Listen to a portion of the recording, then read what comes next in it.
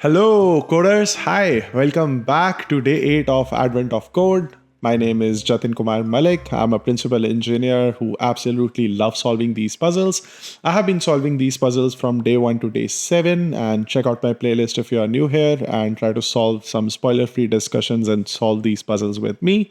Today we are at day 8, and hence I'm speaking to you from a octagon face cam because we deserve some 8-sided fun today. The time today is 11:25. The eighth problem just released 20 minutes back. So let's jump into the problem, shall we? So the problem today is called Resonant Collinearity. So you find yourself on the roof of a top secret Easter Bunny installation. While the historians do their thing, you take a look at the familiar huge antenna. Much to your surprise, it seems to have been reconfigured to emit a signal that makes people 0.1% more likely to buy Easter Bunny brand imitation mediocre chocolate as a Christmas gift. Unthinkable. And scanning across the city, you find that there are actually many such antennas. Each antenna is tuned to a specific frequency indicated by a single lowercase character, uppercase character, or a digit. So basically, we have a frequency denotation, and each frequency can either be a lowercase, uppercase, letter, or 1, 2, and 3. It can be a digit, a single digit number. So you create a map, your puzzle input of these antennas. So we are given an example. Let's copy that and bring it over so that we can talk about it. And let's make it a bit larger. And let's keep it here and see what we want to do with it. The signal only applies its nefarious effect at specific antinodes based on the resonant frequencies of the antennas. So we have something called antinodes. And let's see how they work. So in particular, an antinode occurs at any point that is perfectly in line with two antennas of the same frequency, but only when one of the antennas is twice as far away as the other one. Interesting. So I think we are given two conditions here, that it should be in line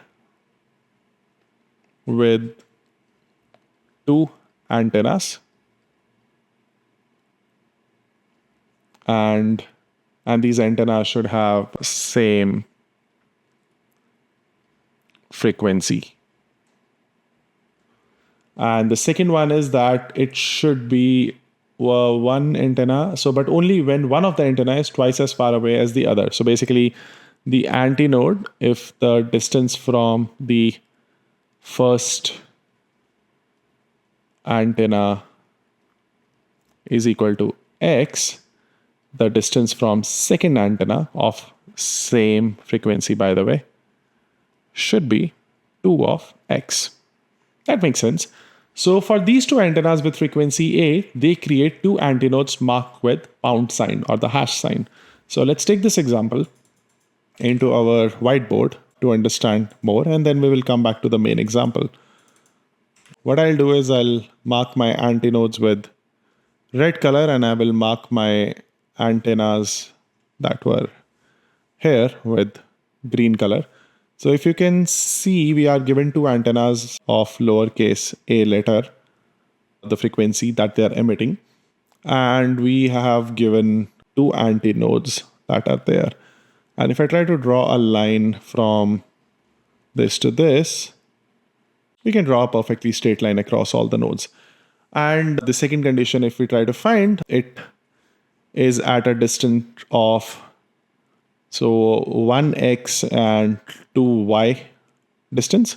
So this distance, and if you look at the another one, it is basically 2x and 4y units away. So like what I'm calculating is I'm thinking of these nodes as Cartesian units, and I'm using that to calculate that. From this one, it is 1 right and 2 down, which means 1, 2, the delta. So plus 1, plus 2. And if you see the another one, it's basically another 1 and then 1, 2, 3, and 4, which is 2, 4. And if you look the other way back from this antenna, I think it's following the same pattern where this is 1, -1, -2 from the first one, and it is -2, -4 from the other one. And why only we take this combination? Why not some other combination? Because it has to be in a line. And if you have two antennas, like you probably can draw only one line. And then the question is that we have two conditions that should meet. Like that Cartesian point should be fall on that line. And the second, that our antinodes should be placed in such a way that they follow the rule of being x distance away from the first one and the 2x distance away from the second antenna in the pair of same frequency. And the question becomes interesting where if you add a third antenna with same frequency, it creates several more antinodes. And that would ideally add 4 antinodes, but 2 are off right side of the map. So instead it only adds 2. And let's also talk about how many antinodes will be created before that. So if I remember correctly, like whenever we are given some number of n elements and we have to create like pairs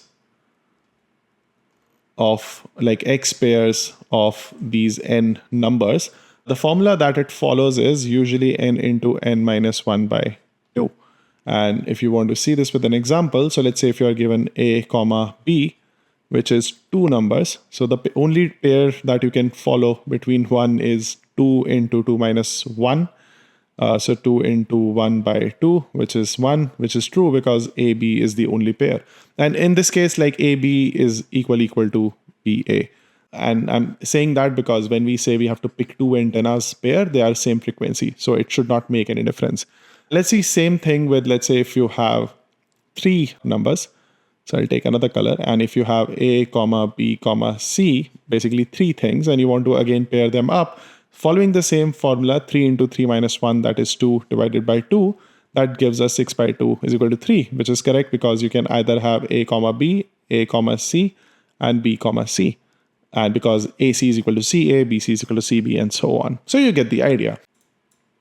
And I will paste added one here. And here also, if you follow the same convention, you can see that if I have to mark our antennas, they are marked with A. So here, here, and here. And if you now try to pick pairs, remember, using the rule of this, you can only start to pick with 3 pairs. And then based on that, we can see how many antinodes we can do. So if I take an orange line, maybe take a dotted one, I can start with A and I can basically create a pair here. Let's build this. And similarly, if I take another pair, let me increase the thickness of it so it's more visible. Similarly, if I take another one, basically if I take these two, so I can see that this is drawing a line like this. And then if I take the original one that is still there, it is drawing a line like this here. So you can see that just by visualizing this, we can see it's not a coding problem, actually. It's more of a mathematical problem, right? And why? Because it's basically just following the Cartesian coordinates. If you think of this as a matrix system where we are starting from 0, 0 to 0, m, and then we are going from m, n, and this is m, 0. Like we can see, like once we have nodes and once we start picking up the pairs as per our rules, it's very easy for us to draw a line and try to target like what are the points that are in the line with that 2 pairs. And then we have to follow the rule that we were doing. And here also, if we try to draw the same thing, you can see whenever we target this, and probably this should have like hash here, but that is out of bound, and maybe this had a pound here, but that is out of bound. So that's why we could only get 4 nodes on the map because we were limited by m, n. And they also follow the same path. So in terms of distance, this one we already did. But if you look at this one, so this is also following a similar pattern where it is just doubling the number of units. So this is 1, 2, 3, 4, 1. So this is going 4, plus 4, plus 1, and then 5, 6, 7, 8, and then 1, 2. So from this node, it becomes 8, 2. And similarly, we can calculate for other ones. And one interesting caveat is it says that antenna with different frequencies don't create antinodes. So capital A and small a count as different frequencies as we wrote above. However, antinodes can occur at locations that can create antennas. Okay. In this diagram, the lone antenna with frequency capital A creates no antinodes but has a lowercase a frequency antinode at its location. So we are given another example where on this position we are also given a capital A antenna, and it is perfectly okay because there is no interference between. So these are two completely different frequencies, so there is no interference between them. And when we are calculating them and we are taking the pairs, we can basically just ignore any other frequency antennas, and for all intents and purposes that can just be a simple dot here, a blank grid. And that's what they show here. And the first example that we were given here, so let's bring this down and try to get this long, big and clear so that we have no doubts. It has antennas from two different frequencies. So it has a 0. Remember, single digits can also be our antenna frequencies. And then there is a capital A. So the antinodes they create looks like this. So this has created a test case for us, and that makes our life a little bit simpler. So if I had to take this, copy this, align it here, and then I can just copy this and paste this. And this translates into this. And again, using the same principle that we were following before, we can try to visualize a bit of that. So if you start with a cluster of these 0 frequencies, we can start to draw lines here to showcase how the pairs are being selected. So for these pair, this is how it is. Then we have, so let me lock this. Then we have this pair right here. And then we have this pair right here, which is going on. And looking at more pairs, we can look at for 0 frequency, there is another pair here. And I see there is another equidistant, so 1, 2. And then there is the far one there. So probably it is following this one right here. And again, this seem a bit complex when we try to put the lines and visualize it. But if you try to isolate each frequency at a grid level and try to think only for one pair at a time, it becomes much more simpler. And let's see what we have to do here. So going back, taking my pen, I can see. So we have this final condition where we have bunch of antinodes that are created. And some antinodes may also overlap, which is perfectly fine. I think it sits somewhere. Yeah. So because the topmost A frequency antenna overlaps with 0 frequency antinodes, there are total 14 unique locations that contain an antinode within the bounds of map. So calculate the impact of the signal. How many unique locations within the bounds of map contains an antinode? So we basically have to count these antinodes, and they can overlap with each other. So in this example, we have total 14 antinodes. And if I look at my puzzle input, we are given a wide range of different frequencies. So F, 8, U, P, G, capital G, N, capital K, etc. Yeah, so now is a good moment for you to pause and think and basically grab a paper, pen, open an ID, notepad, something, and try to think of how would you approach this problem. And I have already given a fair amounts of hint above, and by drawing this, I think it adds another dimension of simplification to the problem. But go ahead, pause it, take your time, and when you're ready, we will start the discussion ahead. Okay, so are you ready for some hints? Let's start to discuss that. Let's make some space. So overall, in this problem, what you have to think about, first is, how do you know that 2 points that are our antennas of same frequencies are collinear? So how do you know that? Maybe this is where we can use, as I said, maths to our advantage. probably you should look at some Cartesian records and try to find that. And yeah, once you do that, can you use that math for your advantage? Because what you then need to find is you need to find that 1x and 2x distance, which is nothing but ratios of distance from 2 points. Can you think of some mathematical formula to do that, where if you are given a point x1 comma y1 and you are given another point called x2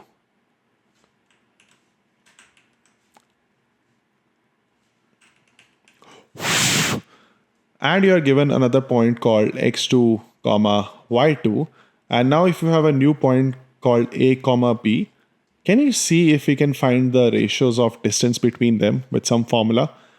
Hint, it involves having a square root. And I'll maybe link it here. It's a very simple formula to find distance between two Cartesian planes. And this is arithmetic operation, so it should be fairly fast. But the C part, that is the most important part. This whole thing looks like a mess and clutter because I think there are a lot of antennas and antinodes and so on things.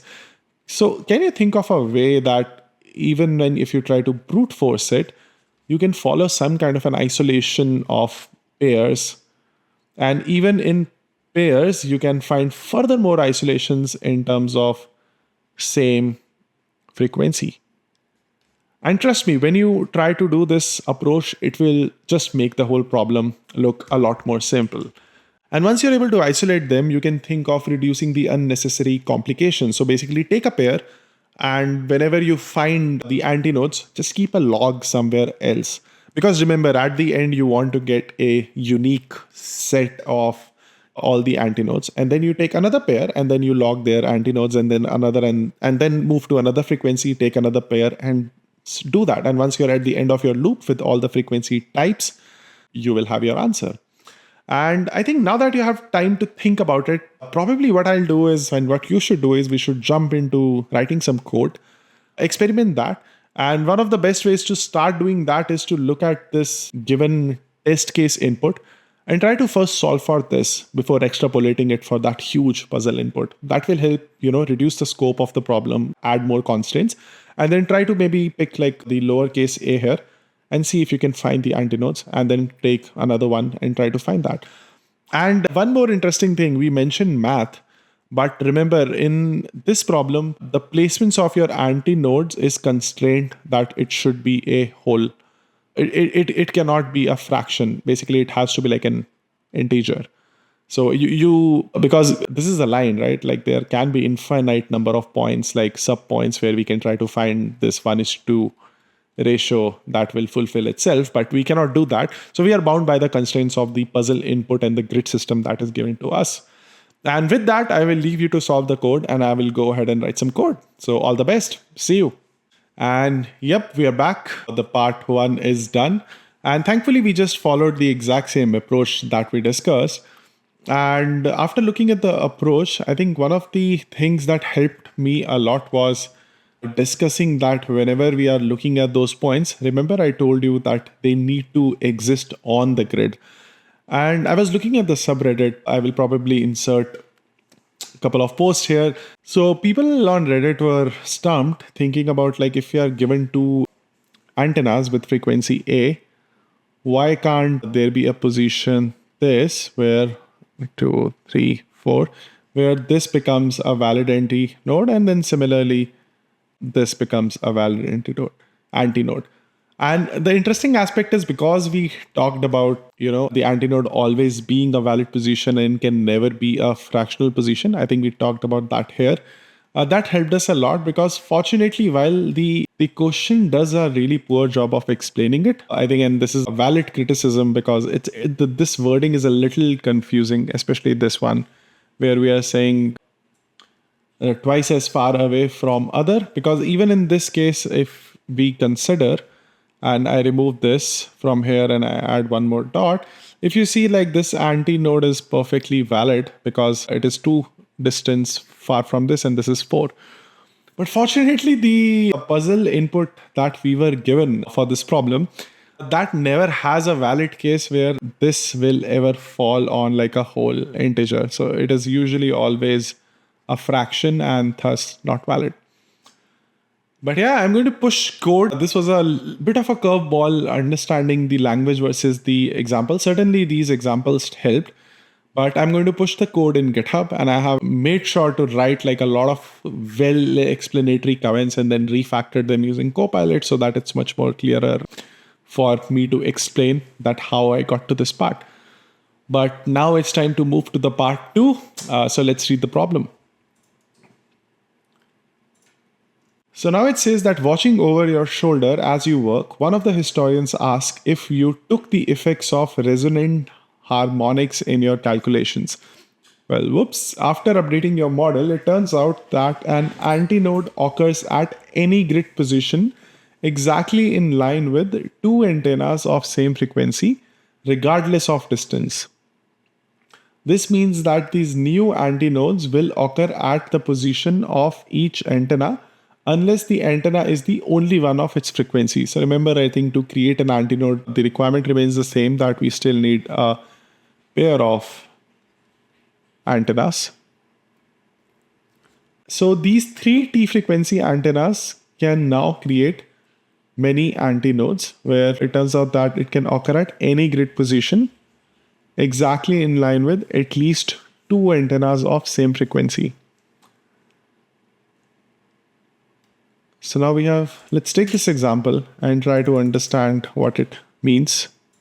Now we have T antennas, and let's read it again. It turns out that an antinode occurs at any grid position exactly in line with at least two antennas of same frequency. Oh, so okay, that basically the whole 1:2 ratio that we were doing, I think that's no longer valid.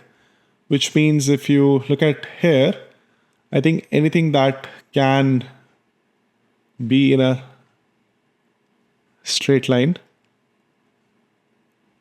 will be valid. So if I select this, increase this, and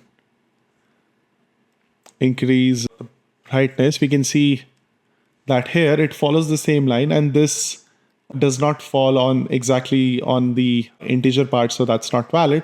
And similarly, we have a line here. And similarly, we have this line going on here. And these are the points that fall on. So if I take the pen here, these are the points that fall on this line as in whole integer. And then we have to just get that. And if you look at another example that we are given here, and let me write it down. So it says that in fact, three T frequency antennas are all exactly in line with two antennas. So they are also all antinodes. Oh, so coming back actually, all three frequency antennas are exactly in line with two antennas. They are also antinodes. That brings the total number of antinodes in the above example to 9. So we have 6 here. And then the question is saying because they are in line with other antinodes, two antennas, they are also antinodes. Again, I think there is a verbal problem here, but I think what it means is that since this is falling on the same grid and this is falling on the same grid, they also become an antinode.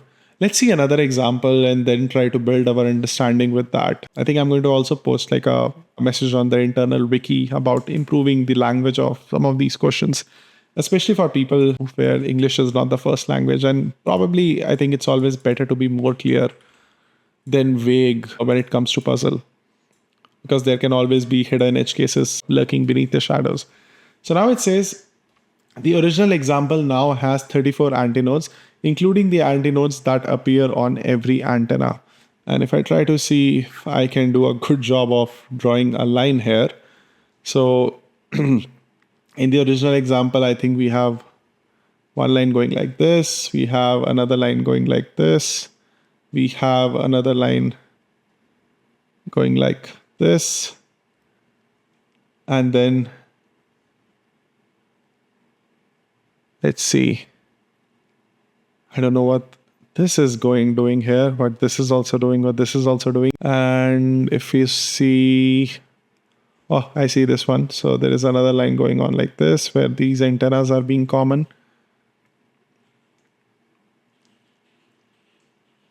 And then we have another line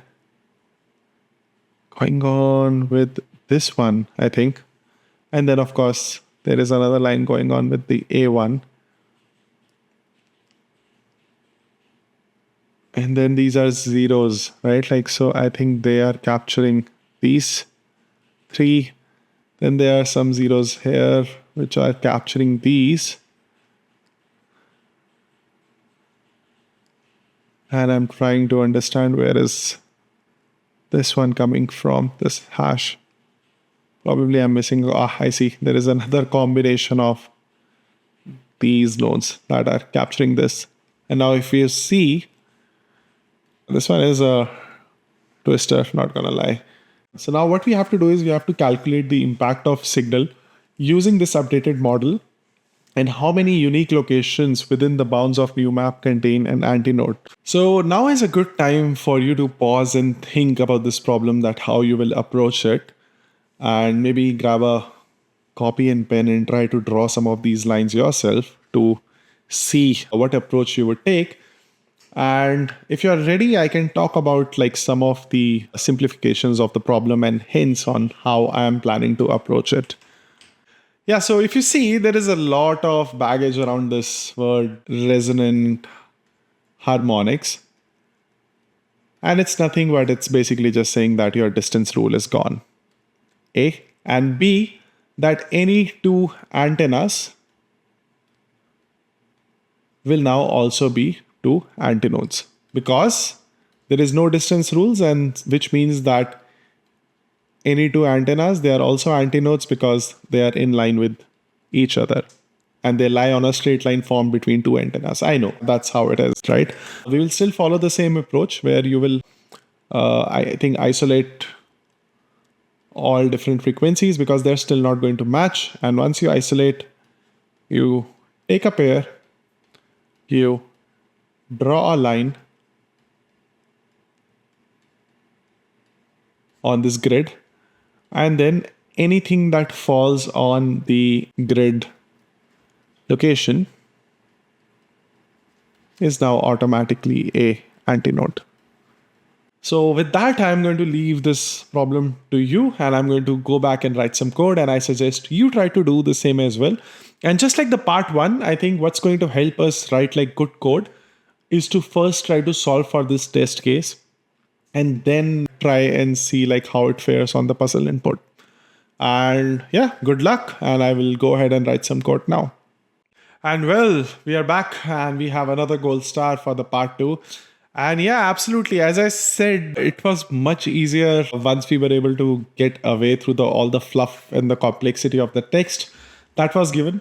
I personally think this day 8 would have been much simpler if we were just given like for part one, this is the input, this is the output, and like some mathematical terms. There was so much complexity wrapped around like a very simple problem at the end of the day, I think. And as I said, like very initially when we were discussing this, I think this part, that this was actually a mathematical problem. And if you know your Cartesian geometry well, like how to handle Cartesian planes and find points between and find a slope and draw a line, and when you draw a line, what points lie on the line, this would have been really trivial for you. But yeah, I had fun delving into, and to be honest, I did not remember all those equations. So I had to take some help from Wikipedia to find the equations for slope and try to understand that how I can determine that if I draw a line between 2 points and if I have a third point that it falls on that line. And I'm going to put some resources in the description or in the pinned comment below for you to see. But I'm very curious to hear about your experience with day 8, if you have solved it, and how did it go for you? Were you also confused by the language of the question? Because I saw countless Reddit posts and meme people confused about this resonant harmonics and all of those things. But I think sometimes there is a lot of sugar wrapped around syntax. Sometimes it's good, but not sure if it is good all the time. But with that, if we go back, we can see our ASCII art has extended a bit. And I still don't understand what this is. Can you make anything out of this ASCII art? Like what this is eventually going to be? It looks like 2 buildings right now. This part looks like a door, but I'm not very sure what it is. But anyhow, feel free to drop some comments about your experience solving this puzzle. And yeah, like, share, and subscribe, and share this video with your developer friends, and check out my playlist for the last 7 days if you haven't right now. And yeah, folks, with that, this is the wrap for day 8. And I will see you again in 20 hours, 14 minutes, and 45 seconds for the day 9 video. Until then, goodbye.